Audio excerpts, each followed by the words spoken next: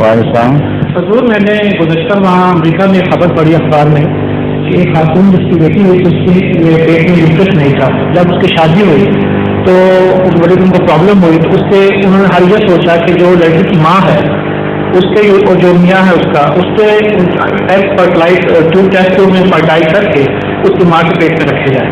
اب وہ اس نے خبر کے مطابق یہ تھا کہ اس کی 3 بیٹیوں کی پیدائش ہوگی. اس کی اسلامی نقطہ نظر سے یہ مجھے نہیں پتا واقعہ غلط ہے یا سچ ہے. نہیں آپ نے تو پڑھا ہوگا مگر میں نے نہیں پڑھا. گپ ان معنوں میں کہ بعض رپورٹیں غلط ہوتی ہیں, تحقیق طلب ہوتی ہیں. آپ نے پڑھا تو ضرور ہوگا, اس پہ شک نہیں ہے, لیکن اوتھینٹک رسالہ تھا یا نہیں اس کی تحقیق طلب چیزیں. آپ اس کا حوالہ مجھے دیں, جو بھی ہے آپ مجھے حوالہ بھیجیں تاکہ میں تحقیق کرواؤں. دوسری بات یہ ہے کہ جس کے پیٹ میں بچہ پلتا ہے, جس کی یوٹرس میں, وہی ماں ہے, دوسری ماں نہیں بن سکتی. داماد نے اگر اپنی ساس سے بچہ لے لیا تو میرا تو قصور نہیں کوئی اس میں. اس پاگل سے پوچھیں جس نے ایسا کیا. بچہ تو ساس سے اس کی ساس نے اس کی بیوی کا کام کیا, بس اتنی بات ہے.